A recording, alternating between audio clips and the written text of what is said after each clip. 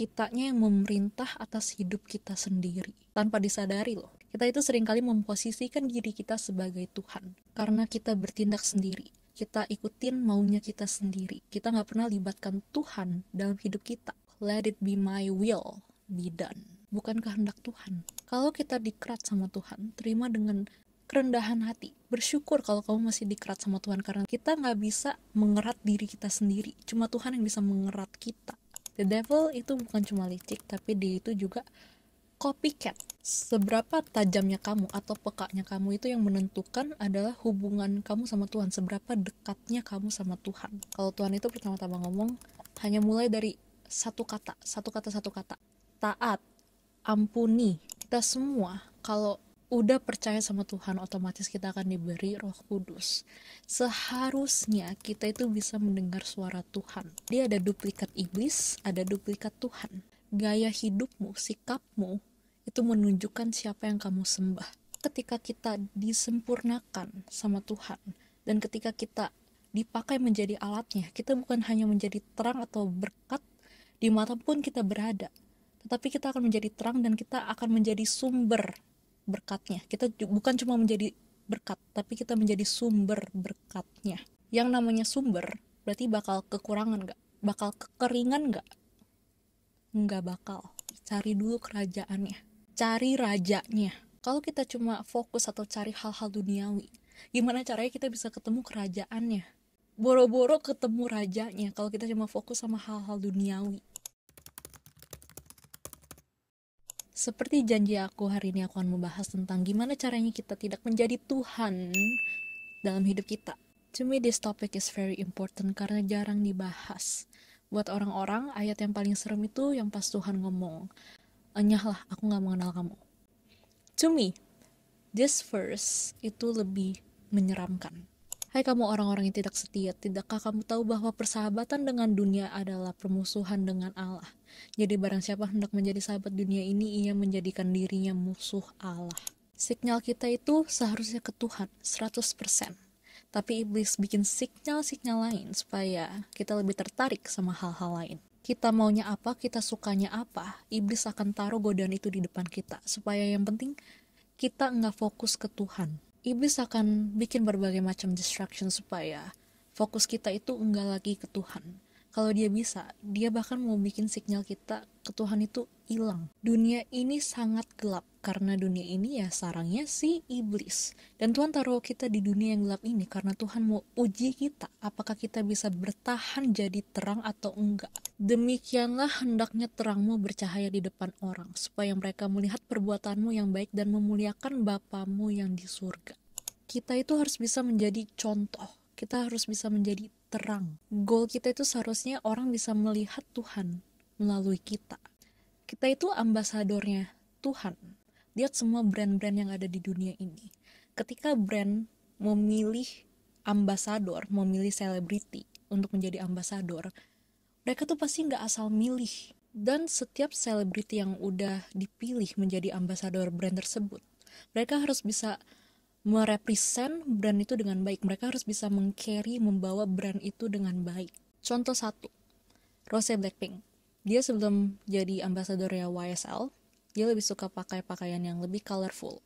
Ketika dia udah jadi ambasadornya YSL, dia lebih sering pakai pakaian yang warnanya hitam. Ketika seorang selebriti jadi ambasador sebuah brand, mereka harus jaga sikap, jaga kelas. Pokoknya everything that they do, everything that they wear, itu harus merepresentasikan brand tersebut. Sama halnya dengan kita. Kita itu ambasadornya Tuhan.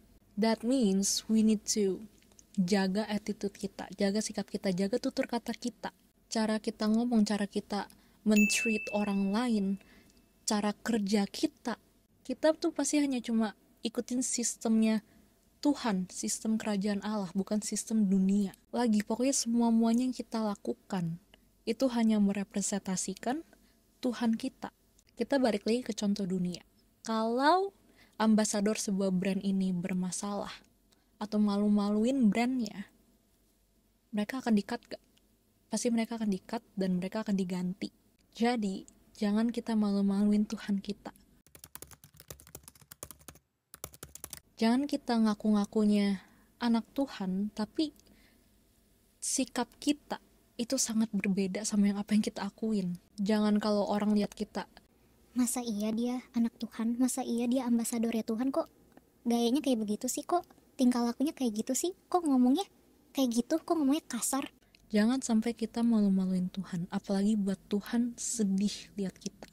Karena coba bayangin aja kalau misalnya orang ketemu kita dan mereka langsung bisa bilang, oh pasti kamu anaknya Tuhan ya, bakal ada rasa happy gak? Karena kalau kita lihat pengikut-pengikut satanik di dunia ini, mereka semua mirip kan sama Tuhan yang mereka sembah. Bener-bener kayak duplikat masternya.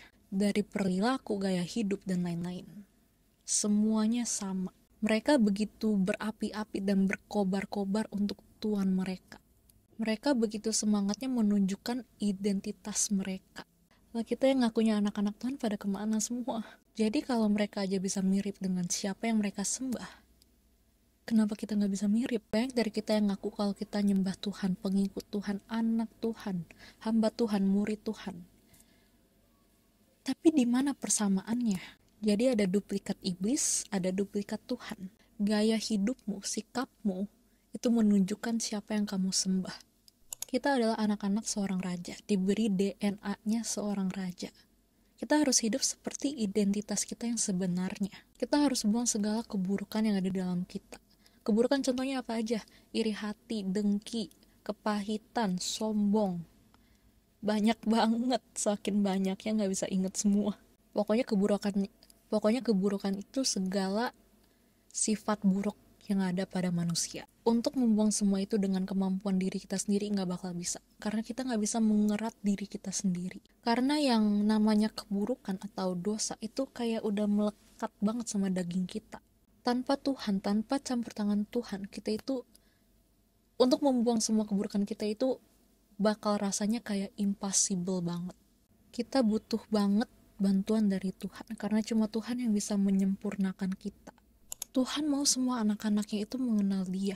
Bapa adalah terang yang sempurna dan kudus. Dia itu kasih, Dia mulia. Dia itu pribadi dia maha sempurna dan kudus. Jadi bayangin aja guys, aku sih gak bayang ya. Pas mengenal pribadinya Tuhan itu Bapa dengan segala kekudusannya, dengan segala kemuliaannya. Kayaknya kalau kita masih bisa denger suara Tuhan itu kayak udah a miracle in itself gak sih? And the fact kita memiliki hati dan mulut untuk kita bisa menyembah dan berdoa atau berkomunikasi sama Dia itu udah kayak bener-bener sebuah privilege yang sangat mahal. Kayak Tuhan tuh di sini levelnya, kita tuh kayak jauh banget. Lagi guys, I want to remind you one more time, jangan pernah menganggap diri kamu Tuhan. Jangan pernah mengambil posisinya Tuhan. Emang enggak berasa atau mungkin kamu enggak sadar, or even for some of you enggak sengaja. Udah kali gue anggap diri gue Tuhan, gue masih berdoa kok. Just in case you forgot, we are all friends here. Doa itu bukan sebuah ritual, tapi doa itu adalah cara kamu berkomunikasi dengan Tuhan. Yang namanya berkomunikasi, it's a two-way street. I want to touch on this real quick. Kita semua, kalau udah percaya sama Tuhan, otomatis kita akan diberi Roh Kudus. Seharusnya kita itu bisa mendengar suara Tuhan. Mungkin kamu lebih ngertinya intuisi. Suara Tuhan itu gimana sih? Enggak, emang mungkin ada yang bisa audible, tapi ini jarang banget. Lebih sering itu kayak suara hati. Now this is when it can get a little bit tricky. Karena ada 3 suara dalam hidup kita.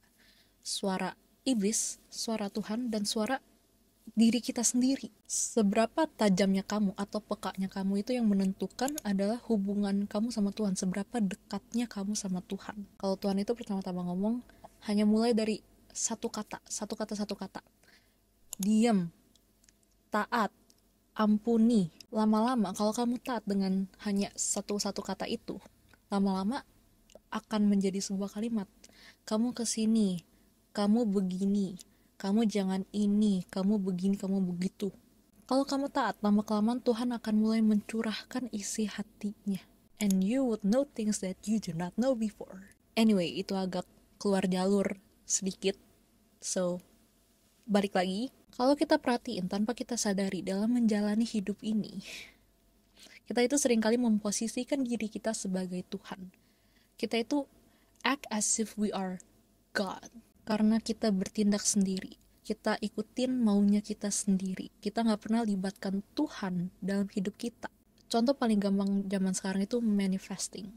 Pokoknya bodo amat Tuhan yang maunya apa, pokoknya gue maunya A, B, C, D, E, F, G. Jadilah sesuai kehendakku. Let it be my will be done. Bukan kehendak Tuhan.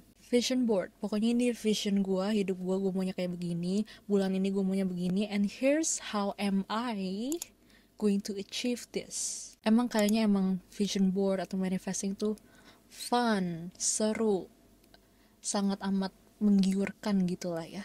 Tapi ujung-ujungnya kita jadi lupa sama Tuhan, kita jadi jauh sama Tuhan, hubungan kita sama Tuhan jadi almost gone. Tanpa kita sadari, trik-trik dunia yang kita lagi gak sadar kita lakukan, caranya itu sangat amat melenceng dari caranya Tuhan.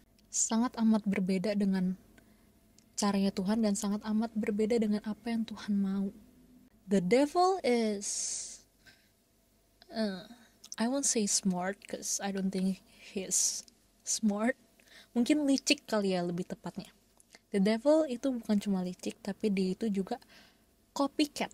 Pokoknya apa yang Tuhan bisa lakukan, dia akan coba untuk mengcopy itu. Karena dia kan mau nyaingin Tuhan, dia mau jadi Tuhan. So, apa yang Tuhan lakukan atau bisa lakukan, dia mau mencoba mengcopy itu. Also, one more thing. Just think about how many healing techniques yang ada di dunia ini. Pokoknya berbagai macam cara healing, tapi nggak ada hubungannya sama sekali dengan Tuhan. Bahaya nggak? Bahaya.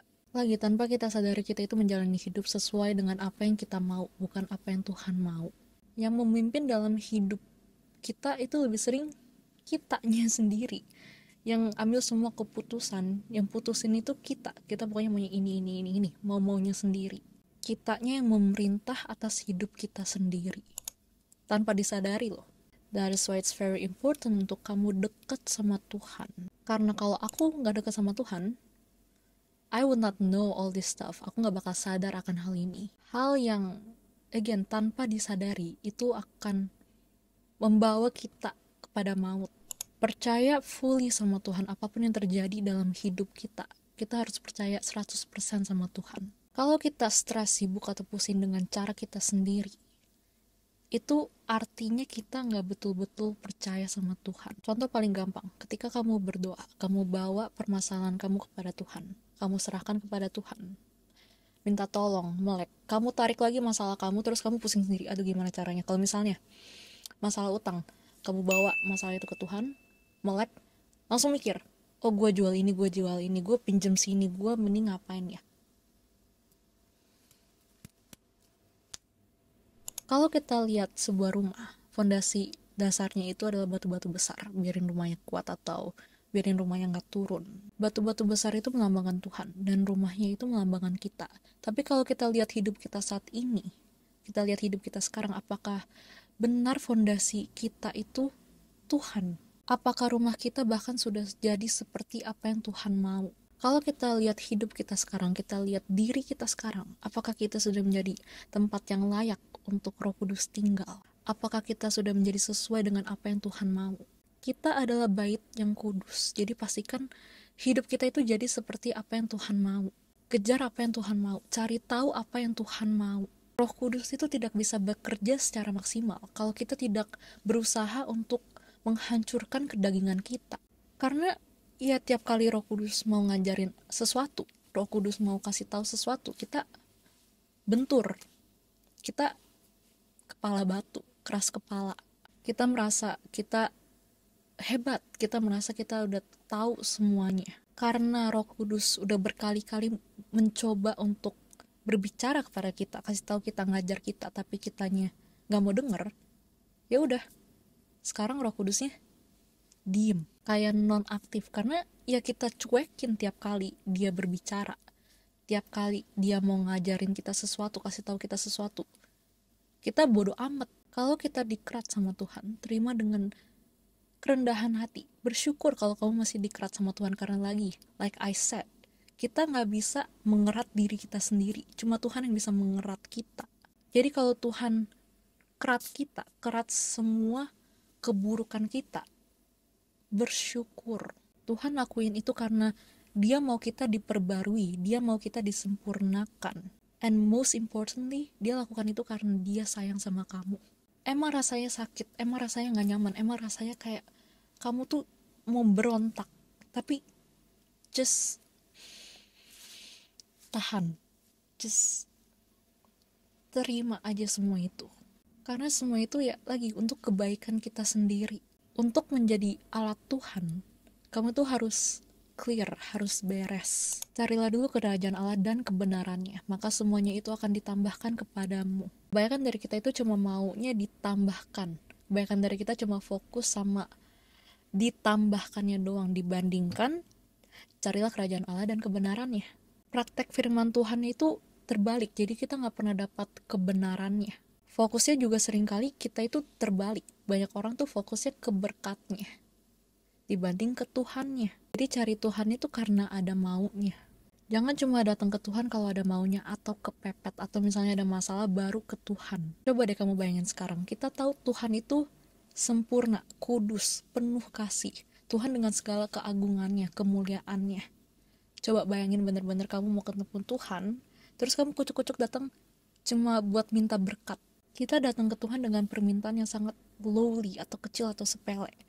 Sedangkan mereka itu bener-bener high dan kudus. Misalnya nih, kamu mau ketemu seorang raja atau presiden, terus kamu ketemu cuma buat minta berkat. Ada rasa malu gak sih? Atau merasa gak layak gitu? Kalau misalnya kamu dapat kesempatan untuk bertemu seorang raja atau presiden, kamu tuh seharusnya punya rasa hormat yang tinggi.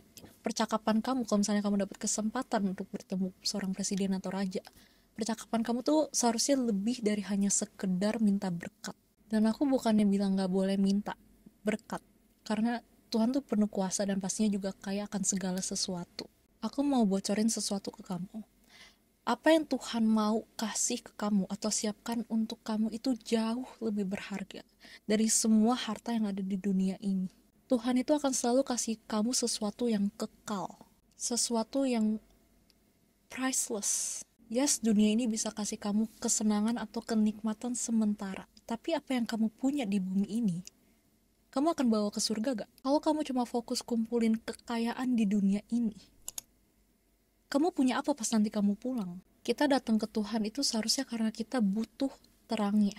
Kita datang ke Tuhan karena kita mau disempurnakan. Ketika kita datang ke Bapa atau ke Tuhan, datang dengan intention yang benar, nanti semuanya akan menyusul. Karena ketika kita disempurnakan sama Tuhan, dan ketika kita dipakai menjadi alatnya, kita bukan hanya menjadi terang atau berkat dimanapun kita berada, tetapi kita akan menjadi terang dan kita akan menjadi sumber berkatnya. Kita bukan cuma menjadi berkat, tapi kita menjadi sumber berkatnya. Yang namanya sumber, berarti bakal kekurangan gak? Bakal kekeringan gak? Nggak bakal. Kamu pasti udah sering dengar lagi, cari dulu kerajaannya. Cari rajanya, bukan cuma kerajaannya, cari siapa rajanya. So, ingat, jangan kejar hal-hal duniawi, kejar Tuhan, kenal siapa dia, and always remember, Tuhan sayang kamu.